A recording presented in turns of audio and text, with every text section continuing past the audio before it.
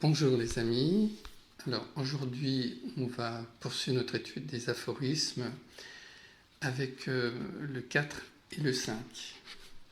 Je vous les lis. Les trois, concentration, méditation et observation intérieure, pratiqués ensemble, permettent d'être un avec les situations ou l'objet.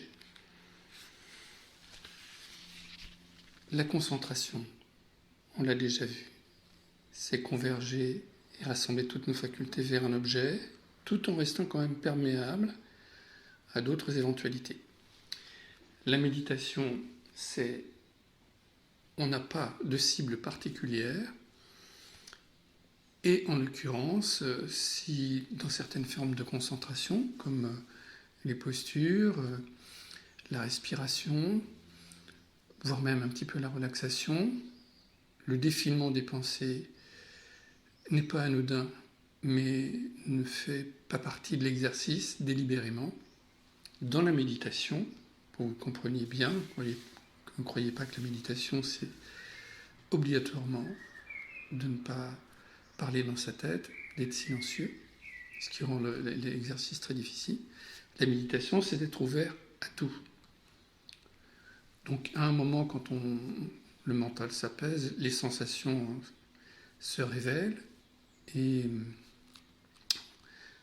c'est une forme d'information, mais pour autant, si vous avez des pensées qui viennent, elles ne sont pas éjectées, empêchées. Le point délicat de la méditation, c'est quand un train de pensée passe, c'est de le laisser passer. Et souvent, en fait, il y a une espèce de malice pour rendre le train de pensée très séduisant, qui fait qu'on prend le train en marche et on oublie la méditation. Donc, continuer et persévérer. Les résultats ne viennent pas tout de suite. Il faut être très persévérant, mais c'est vraiment une très bonne pratique. En dernier, l'observation intérieure. On l'a vu déjà précédemment, l'observation, c'est la capacité de se rendre compte, de prendre conscience. Vous le faites quand vous faites une posture, vous vous rendez compte petit à petit de ce que fait votre corps. Ou des dissonances, c'est-à-dire que vous avez une idée de la posture et votre corps, lui, fait quelque chose de différent. Est-ce qu'il y a conflit? Est-ce qu'il y a accord? Tout ça, c'est donné par l'observation intérieure. L'outil du yoga, c'est ce que décrit cet aphorisme, c'est de rassembler les trois ensemble pour faire ce qu'on appelle être un avec, le samyama. Et vous vous rendrez compte que les moments d'harmonie en fait de votre vie, qui sont très souvent accidentels, faute d'avoir appris enfant, quoi. Mais vous allez trouver un point de concordance, les moments où vous êtes comme ça, dans des instants de grâce, dans des moments harmonieux, eh bien vous avez ces trois outils qui fonctionnent. La concentration, un état réceptif, méditatif, ouvert, et en même temps on fait des constats, ce qui donne une impression de richesse au moment. Le samyama, c'est l'outil des champions. Donc que ce soit des musiciens, que ce soit des sportifs, toute forme de compétition, même intellectuelle, les grands savants, les choses comme ça, c'est quelqu'un donc qui va être concentré sur une activité et qui rassemble toutes les informations, tous les médias possibles sur cette unique activité. Donc au bout de 30 ans, ça représente une documentation et une expérimentation formidable. Il entreprend les choses comme c'est sa passion dans un état réceptif, donc il n'y a rien de négatif. Il se laisse complètement piloter. Et dans le même temps, il fait des constats, voilà, cette chose ne me réussit pas, cette chose bonifie ma passion. Le samyama, c'est ça. Donc, ce que décrit un petit peu les Yoga Sutras, c'est de se perdre un petit peu dans les éventuels pouvoirs qu'on va obtenir. Alors que la visée du yoga, c'est la liberté intérieure. Cet aphorisme est indissociable du 5. Quand cela s'accomplit, alors une lueur de connaissance authentique apparaît. Et je pourrais dire que le thème d'aujourd'hui, ça aurait pu être vérité ou mensonge.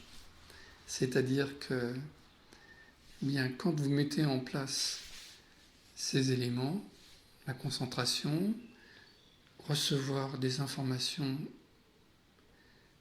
d'une manière scientifique, d'une manière ouverte, et faire des constats sur vous-même ou alentour. Vous vous apercevrez que ce type d'information est très différente des supputations ou des déductions qu'on peut faire intellectuellement. Enfants, nous avons été formés à justement avoir un outil intellectuel puissant, mais ça nous a amené, c'est un peu la faille, ça nous a amené à négliger les informations du corps. Quand vous faites du yoga, vous reprenez en considération les informations du corps, et le corps, lui, vit tout le temps dans l'instant présent. Vous êtes dans une situation de tension, il y a une force d'affirmation de l'ego qui veut avoir raison, qui veut triompher de la difficulté, mais en fait votre corps, lui, a peur, est fatigué, enfin, il produit différentes formes d'informations. Et c'est là qu'on voit qu'il y a un dialogue fécond entre les deux, c'est-à-dire j'ai une démarche intellectuelle, il ne s'agit pas de la nier, et puis il y a une démarche d'un autre interlocuteur, le corps, la respiration, les palpitations, la sueur, enfin toutes ces choses, qui m'informent, voilà, il y a une détresse, et au milieu, une négociation, est-ce qu'il faut continuer? Est-ce que c'est trop? Et il vaut mieux remettre à demain ou carrément abandonner. Voilà, c'est toute la richesse d'une connaissance authentique. Bonne pratique. On est parti pour la salutation au soleil.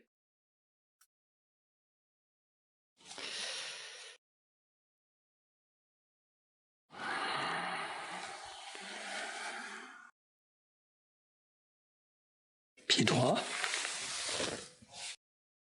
2 index pointés. Inspire.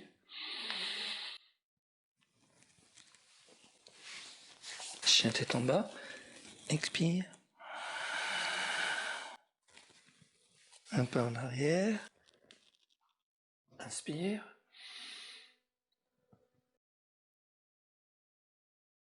Un pas en avant. Expire. 4 pas. Pied droit sur la ligne de départ. 2 index pointés. Inspire. Ramène le pied en arrière.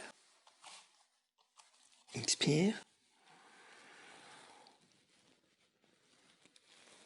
Plie les genoux, lève les bras. Inspire. Main attachée. Tourne à gauche. Reviens en inspirant. À droite.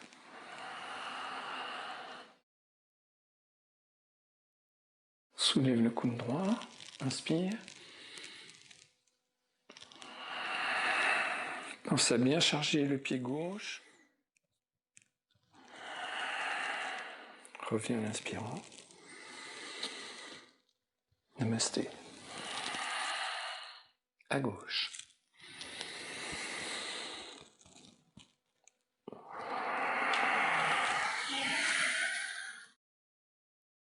La tête vers les genoux, le ventre rentré, pied gauche en arrière.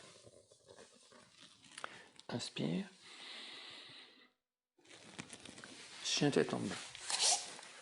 Expire. Un pas en arrière. Repousse bien le sol en baissant les épaules, en rapprochant les omoplates. Inspire. Un pas en avant.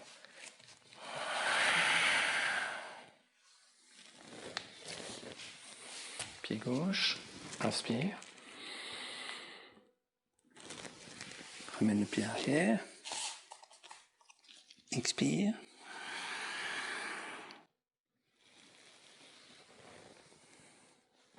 Inspire.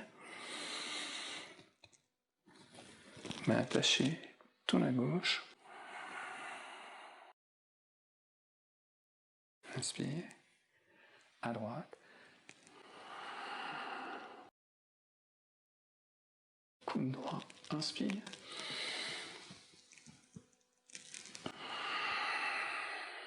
Coude gauche.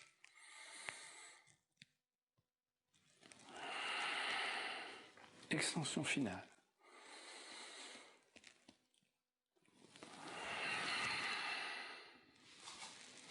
Très bien. Les chiffres. Inspire. Expire. 1. Inspire. 2. Inspire. 3. Inspire. 4. 5.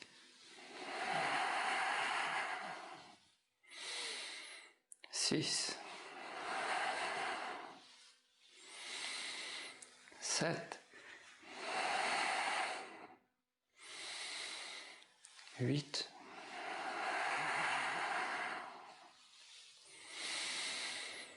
9.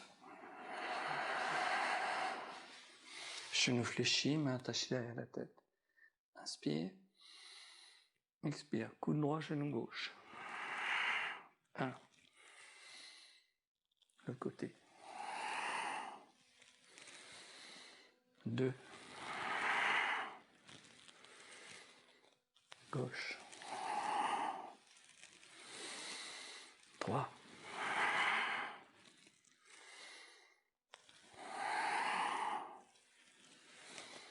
4.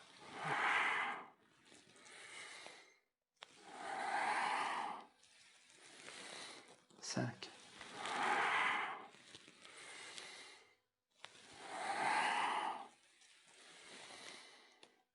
'Très bien.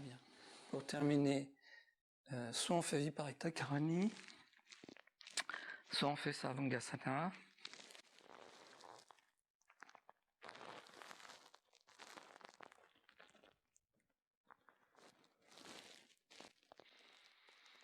Inspire, expire jambe droite.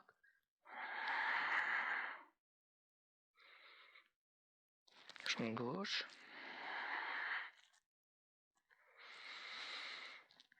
Jambe dans ta droite. Jambe gauche à gauche. Puis genou et on revient. Un petit décontracture. Inspire. Expire.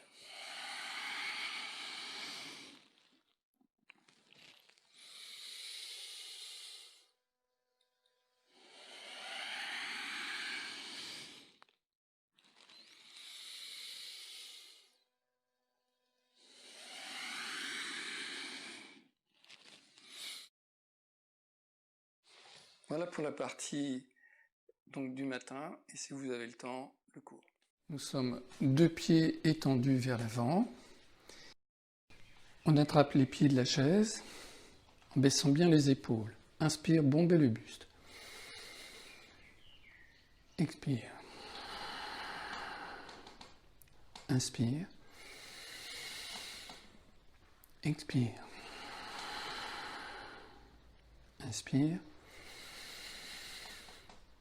Expire. Une dernière fois, inspire. Expire. Très bien. On va profiter de cet appui du dos pour faire une extension vers l'arrière. Expire. Donc mettez plutôt la chaise, là je le fais pour la démo, mais mettez plutôt la chaise contre le mur pour pas qu'elle recule, quoi. Inspire. Basculez bien la tête en arrière. Expire. Inspire. Laissez s'épanouir le haut du corps et baissez bien les épaules. Expire.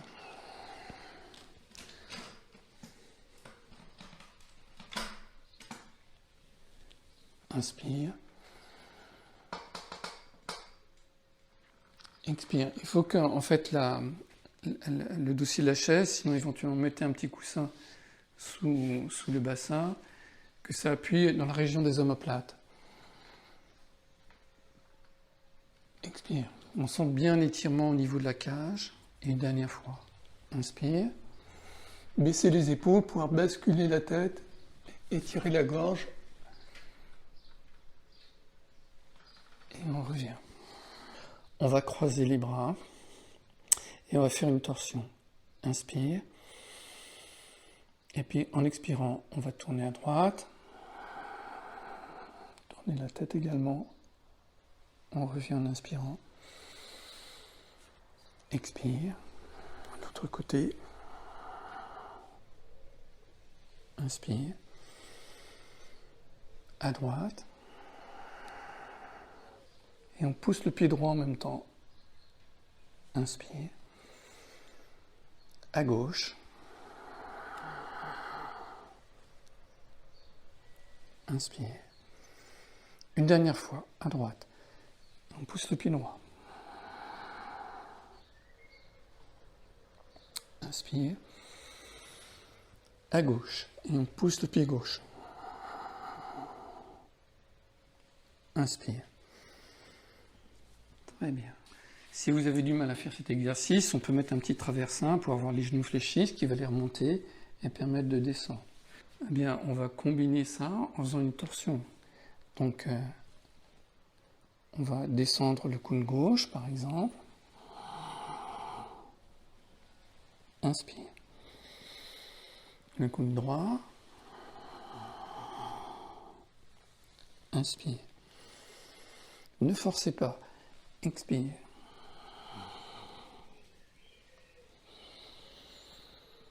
Le coude droit. Inspire. Dernière fois. Coude gauche.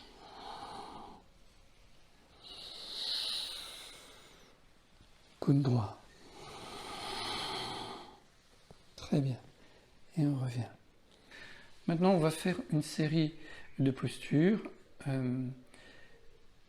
soit au sol, soit si on est en difficulté, sur la chaise. Vous verrez. L'idée, c'est que tout le monde puisse les faire. Et pour ceux qui peuvent les faire au sol, la partie sur la chaise servira d'échauffement. On va prendre une sangle, une chaise, la posture de la tête de vache, Gomukhasana. Go, c'est vache, Mukha, c'est tête.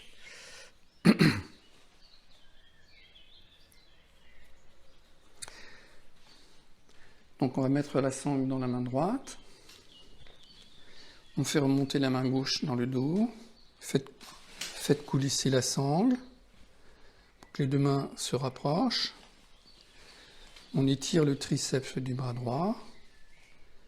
Et on fait faire un travail important à la main gauche qui remonte très haut dans la sangle, c'est quand on n'arrive pas à rejoindre les deux mains. Et puis on va se pencher et vérifier si ça tire trop fort. Il ne faut pas que ça fasse mal. Voilà, ça c'est pour les personnes qui vont rester dans la chaise. Maintenant, au sol, pliez la jambe droite et on la met bien dans l'axe du corps. Et on va essayer de mettre l'autre genou au-dessus. Ça ne marche pas forcément la première fois. Donc dans ce cas-là, mettez déjà la jambe gauche par-dessus. Et puis ça sera petit à petit, quand vous vous habituez un petit peu à cette posture, qu'on peut avoir donc les deux cornes d'un buffle. On envoie la sangle. Main droite. On accroche les doigts. Et on respire. Dans la chaise, on est penché vers l'avant. Et en posture assise, on est vertical.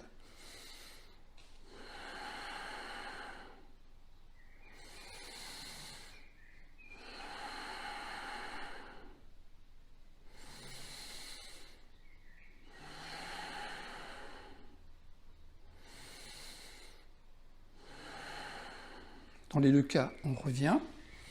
Et on passe la sangle main gauche pour éviter de faire deux fois le même côté.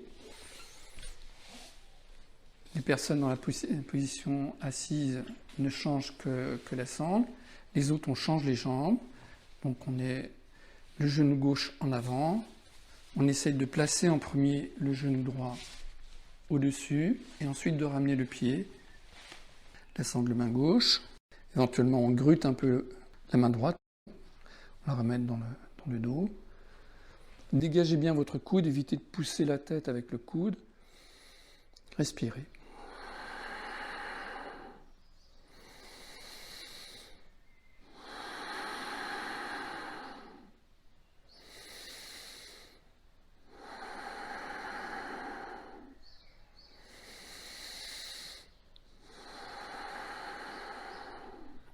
Voilà, très bien.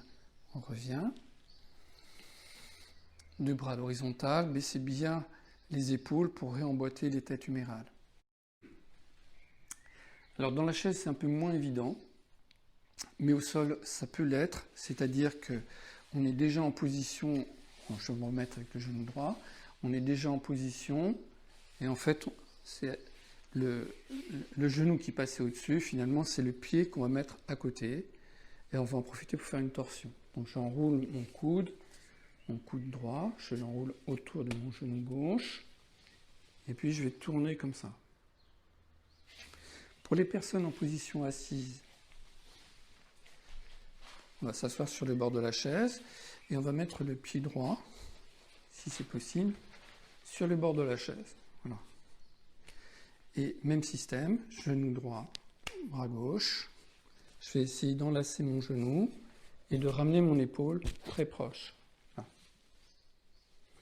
Si vous êtes en difficulté, mettez les deux mains et ramenez le genou comme ça, l'un vers l'autre, raisonnablement.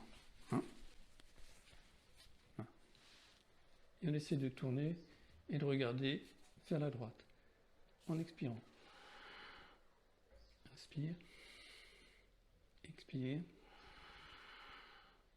inspire, expire. Très bien.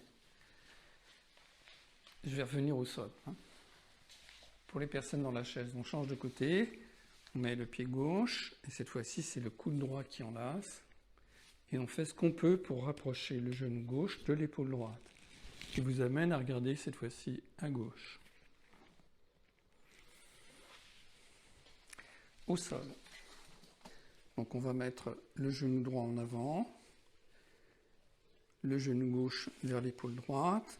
Là, il y a moins de place, donc il faut rentrer le ventre. Une situation intermédiaire, c'est aussi de mettre un coussin sous les fesses pour être un petit peu plus haut, pour faciliter un peu les choses. On attrape le genou avec le coude, il faut bien rentrer le ventre, éviter d'avoir un dos rond. Et on se tourne vers la gauche, respirez.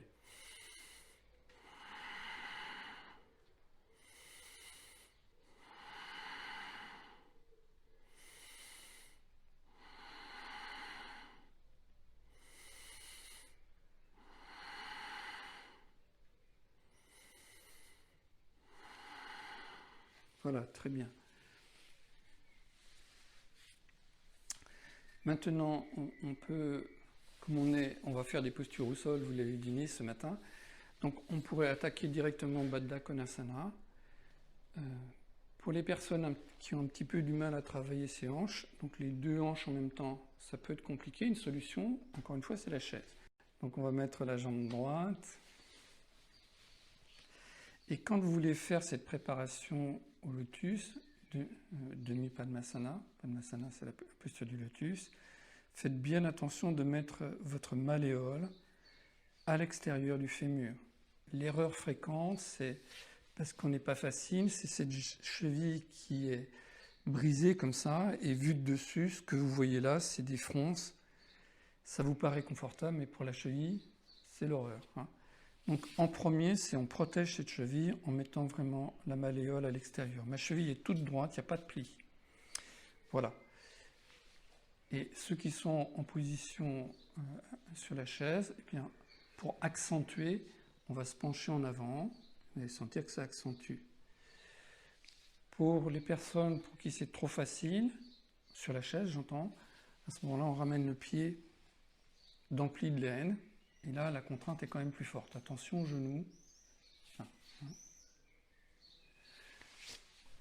On va mettre nos deux plats de pied l'un contre l'autre.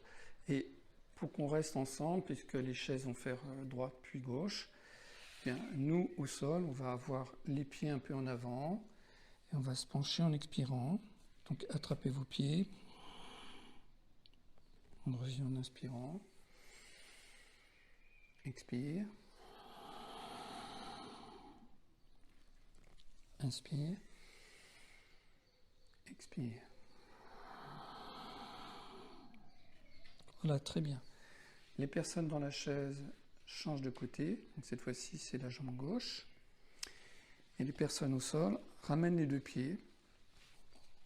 On croise les doigts sous les tranchants des pieds. Et on essaye de descendre les genoux.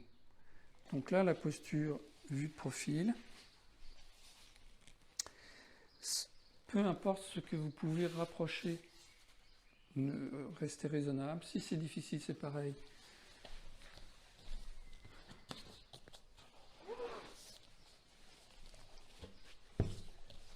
Mettez un coussin, ça sera plus facile. Hein. Là, les genoux ne toucheront pas le sol, mais au moins votre dos sera peut-être plus droit. Voilà. Et c'est le point de ce type de posture. Hein. Donc on croise les doigts, on les passe sur les tranchants de pied. Mon dos va avoir tendance à être voûté, et justement c'est l'intérêt du lien Baddha avec les bras, c'est de se redresser. Quand vous avancez le sternum, le bassin qui a tendance à être en rétroversion se redresse, et c'est pour ça que les genoux descendent.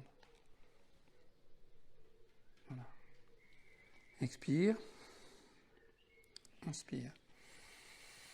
Essayez d'avancer la poitrine entre les bras. Expire. Inspire.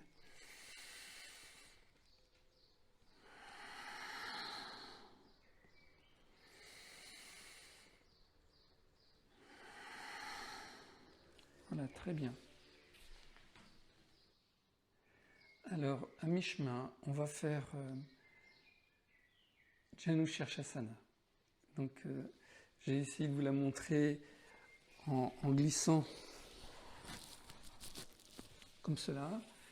Je pense que tout le monde pourrait faire un petit tour dans la chaise avec la sangle. Et puis, on va passer la sangle autour du pied droit. Faites bien des boucles et essayez de déplier la jambe. Est-ce que votre dos est rond? Est-ce que vous pouvez vous redresser? Puis voyez si c'est trop facile, remettez encore un petit peu plus court de sangle. Donc on retrouve bien ce qu'on avait vu la semaine passée, Supta Padangusthasana, on était comme ça. Sauf que là justement c'est l'intérêt de la chaise, on se débarrasse de l'équilibre et on fait quelque chose de plus facile. Là. Attention au dos, parce que plus vous allez vouloir rapprocher, plus le dos va lâcher. Certaines d'entre vous sont faciles dans ce type de posture et peuvent attraper le pied en essayant de garder le dos très droit. Respirez.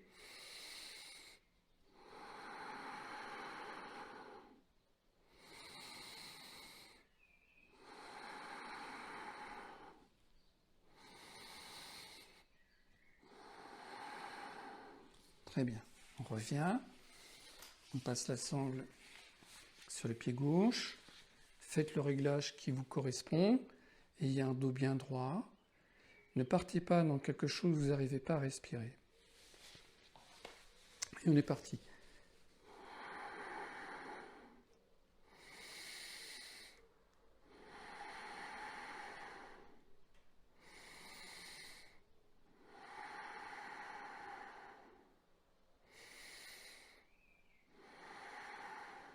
Très bien.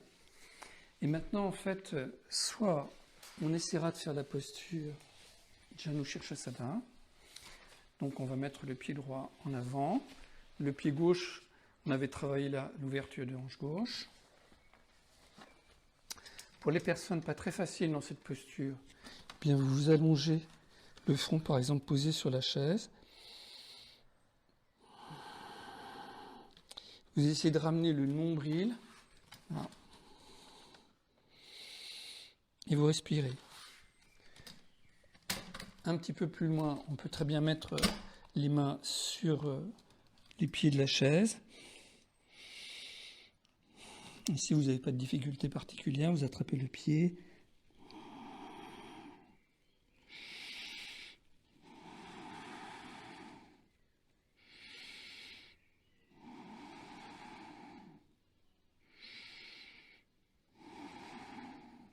On change de côté, jambe gauche. On pourrait très bien mettre, si par exemple la chaise rebique un peu, c'est le cas de cette chaise-là, on pourrait la mettre dans l'autre sens pour être plus confortable. On pourrait utiliser le petit barreau pour avoir une butée par exemple au niveau du pied. Voilà.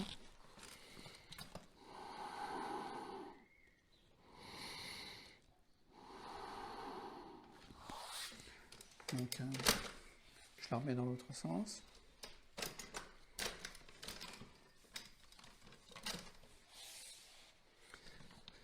Donc, on peut descendre le long du montant. Pouvoir utiliser le poids de la chaise pour vous aider un petit peu à descendre. Sinon, on attrape le pied. Mieux encore, on peut croiser les poignets. Il faut bien que le nombril, il ne faut pas mettre le nombril au centre, il faut bien rester au-dessus du fémur.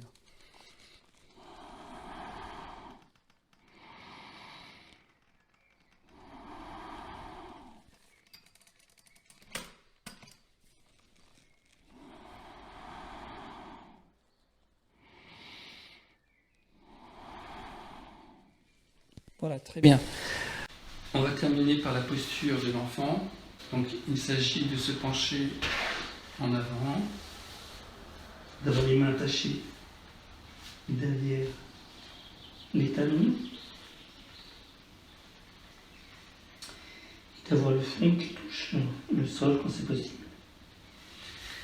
Si on est vraiment un peu gêné par de l'embonpoint en différentes formes de raideur, eh bien soulevez votre bassin en vous asseyant sur un coussin qui vous permet de mieux descendre. Si jamais la terre est trop basse encore, vous mettez encore des briques ou des tapis pour relever et vraiment pouvoir vous abandonner dans la posture. Si vous n'arrivez pas à attacher les mains, mettez une sangle pour que la sangle passe bien là. On est parti.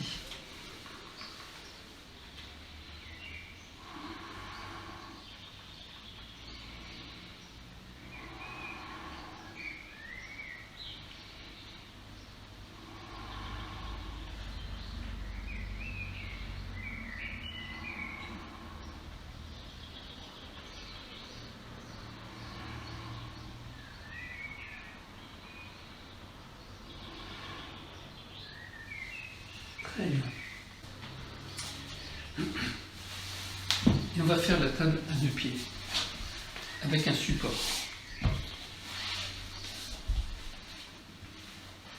Rapprochez les talons du bassin. Voilà.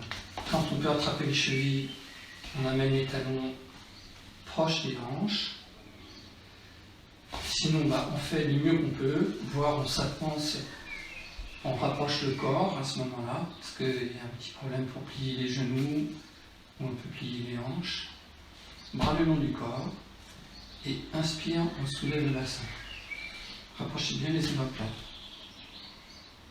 Expire, on redescend. Inspire, on monte. Expire, redescend. Une dernière fois. Inspire. Et là, j'attrape les briques, les deux à plat, on met à plat la chambre, et on va s'asseoir. Et on respire. Mettez les mains sur la cage, une main sur la cage et une main sur le ventre, et essayez de bouger que la cage. Inspire. Expire. Inspire. Expire. Inspire. Expire. Une dernière fois. Inspire.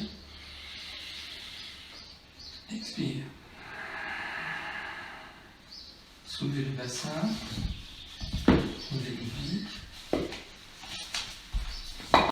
Attachez les mains derrière les genoux. Utilisez le poids du tronc pour trouver un équilibre sur la pointe de votre bassin. Ça, c'est facile. Et puis dépliez les genoux, tibia parallèle au sol.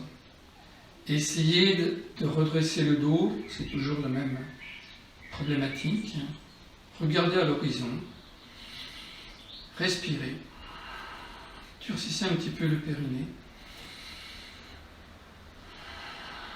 Si ce n'est pas trop difficile, détachez les mains et mettez les bras parallèles, Navasana. Et si c'est possible, dépliez les jambes.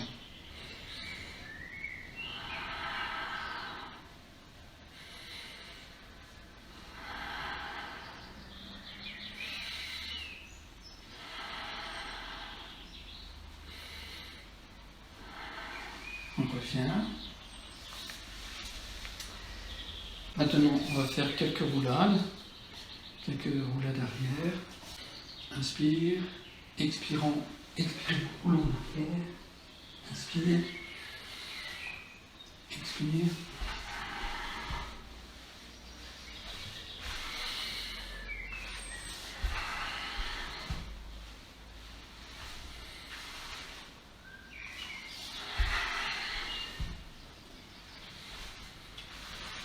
Une dernière fois. Voilà, très bien. Et dans la même lignée, on va faire Viparita Karani.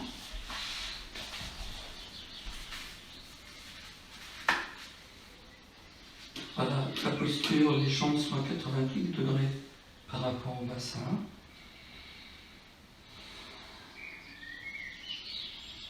Si c'est votre maximum, restez comme ça. Sinon,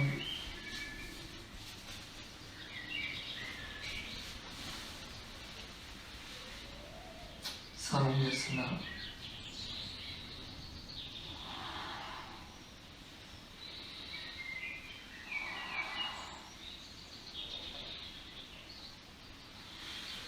Jambe droite. Inspire. Tourne le pied droit à droite. Expire. Descends la jambe gauche.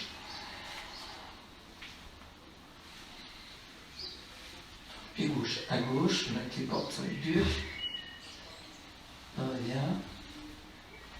Et les genoux. Pour terminer, deux bras en croix. On met le pied droit sur la cuisse gauche. Et on va tourner du paquet. Maintenez la main avec la main gauche, maintenez le genou droit. On ramène le bras droit vers la droite. Inspirez, laissez la main remonter. Expirez, descendez un peu. Cherchez pas à toucher le sol impérativement. Inspire. Expire.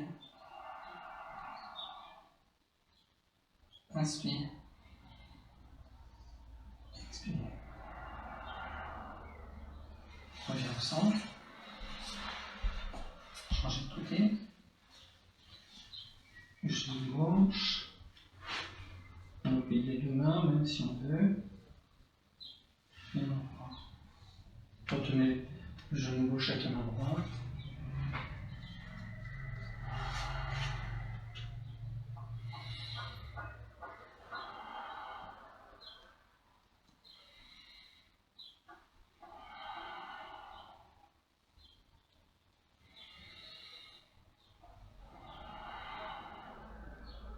Une dernière fois.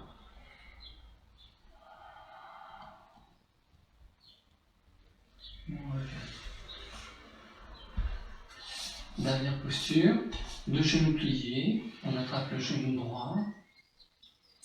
Inspirez, coude relax. Expirez, on tire le genou. Les personnes faciles peuvent déplier la jambe gauche. Inspire. Choisissez pas toujours le plus difficile. Expire. Inspire. Expire.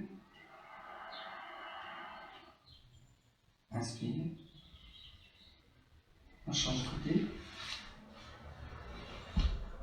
Inspire. Expire. Laissez bien le menton en même temps. Inspire. Expire. Inspire. Expire. Ce genou rassemblé. Inspire, coude relâché. Main attachée devant. Expire. Tirez en baissant le menton. Inspire. Expire. Inspire. Expire.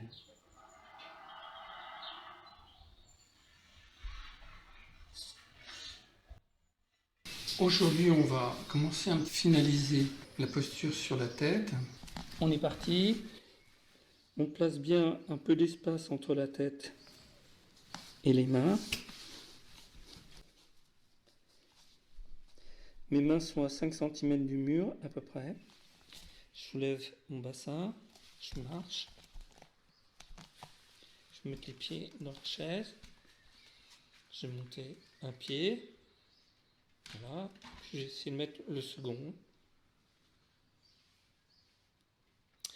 Donc pour la plupart, vous serez certainement avec les talons qui touchent.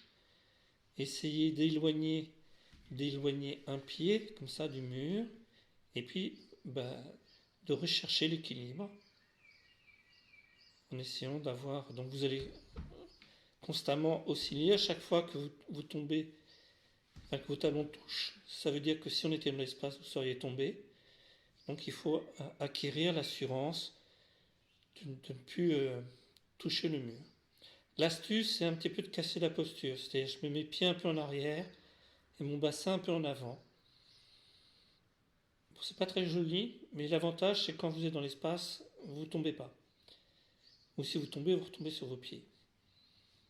Respirez. Puis quand vous prenez de l'assurance, après on met bien les pieds juste à la verticale de la tête. Ça donne l'impression d'être debout, et debout sur la tête. C'est aussi simple que d'être debout sur ses pieds. Respirez tranquillement.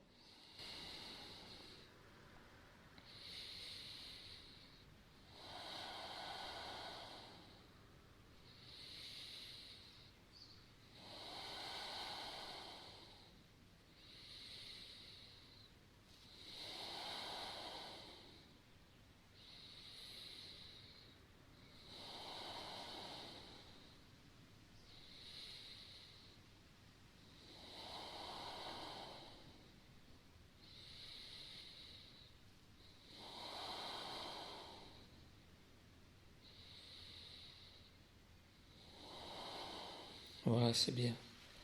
On revient. Jambe, l'autre, comme ça.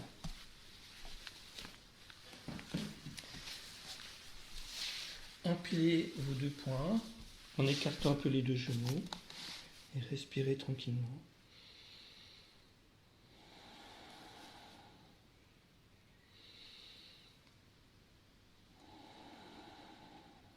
Voilà, très bien. Persévérez, ça vaut le coup. On va terminer avec Ujjayi.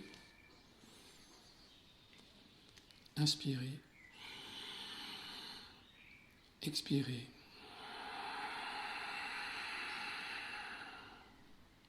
Inspirez. Expirez. On essaye d'espacer. Inspire.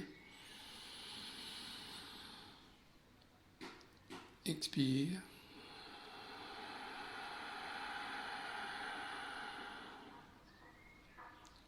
Inspire. Tenez un peu. Expirez.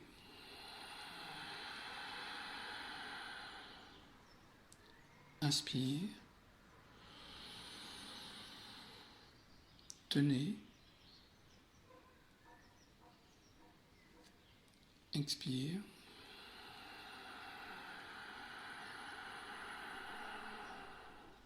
Tenez. Inspire.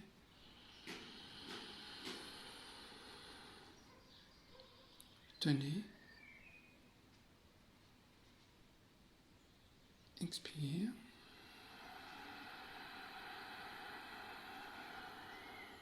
Lors des rétentions, faites bien attention, observation intérieure, faites bien attention à la suspension des pensées, c'est automatique. Inspire. Rétention.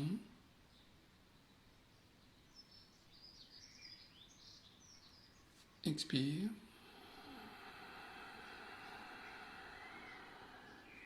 Rétention.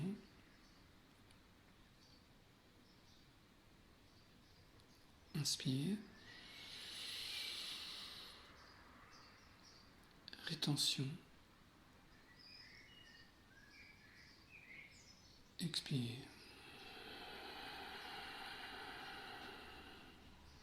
Rétention. Une dernière fois.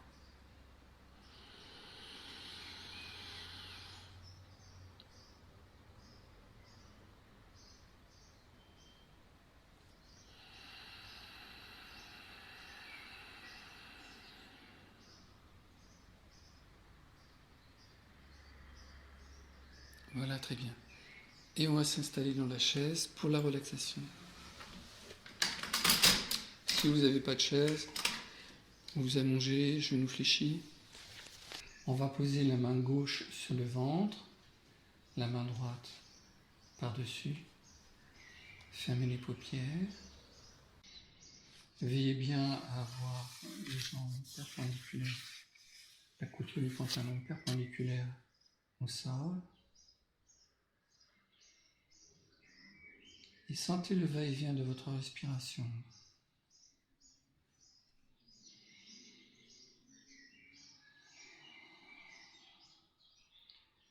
Les épaules se détendent. Vous sentez la chaleur de la main droite qui réchauffe le dessus de la main gauche.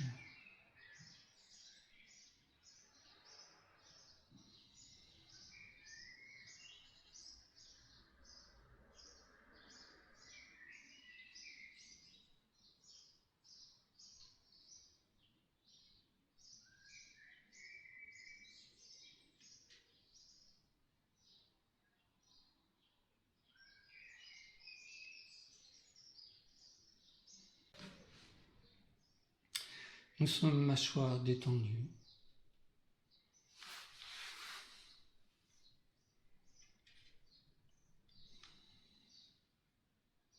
Sentez le contact de vos paupières. Laissez la région entre les sourcils se détendre. Les sourcils coulent vers les tempes.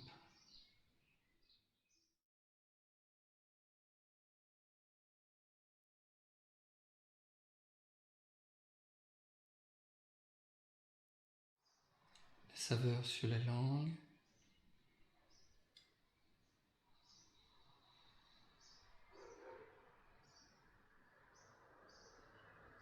Peut-être vous entendez le chien, peut-être le passage de la voiture. Restez bien dans l'empreinte de votre dos sur le sol, le contact de votre tête avec le sol également. Tout le cuir chevelu se détend.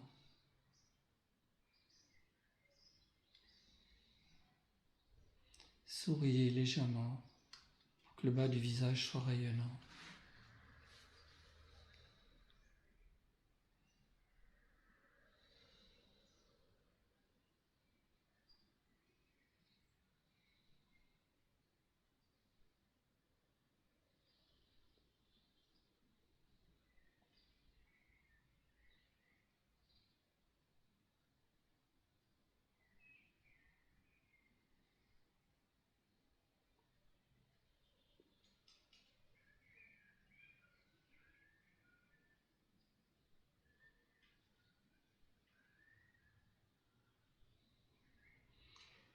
Éventuellement, les genoux s'écartent légèrement pour être vraiment relax.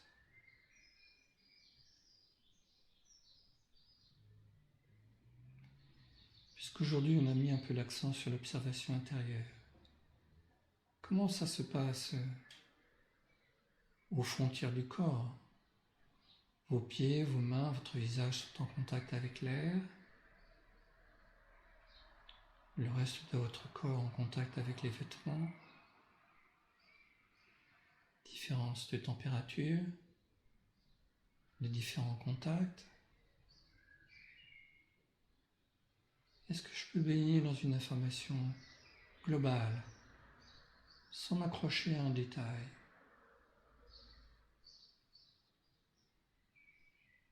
Avoir un esprit ouvert,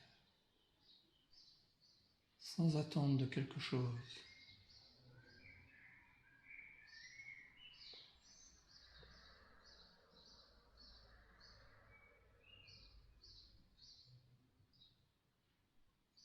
Des pensées vont, puis elles viennent, puis des fois il y a un espace entre, vous vous sentez présent.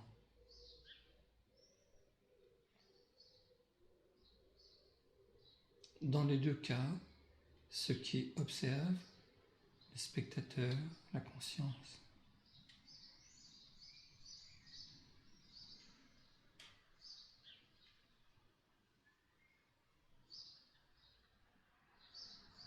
Peut-être dans cette position, on est persuadé souvent que la conscience disparaît, ce qui est impossible. Simplement, les informations, ce contact direct avec le monde extérieur ou intérieur, éclairé par la conscience, est recouvert en fait par le flot des pensées. Vous voyez ces moments d'apparition, disparition. Et quand vous ressentez cette apparition-disparition de l'instant présent, vous êtes totalement dans l'exercice, parce que vous êtes présent. Vous êtes dans un samyama, sur la présence, concentré, réceptif, méditatif, et vous faites des constats, vous notez que ça marche ou que ça ne marche pas. Respirez tranquillement.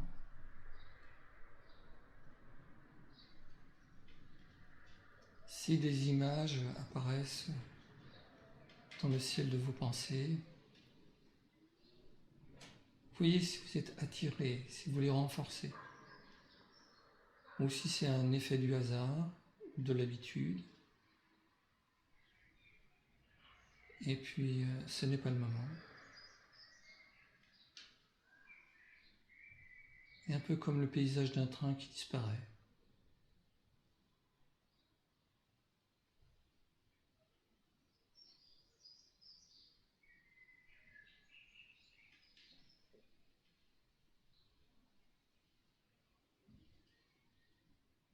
Voilà, puis petit à petit, on va ouvrir les paupières et on va revenir.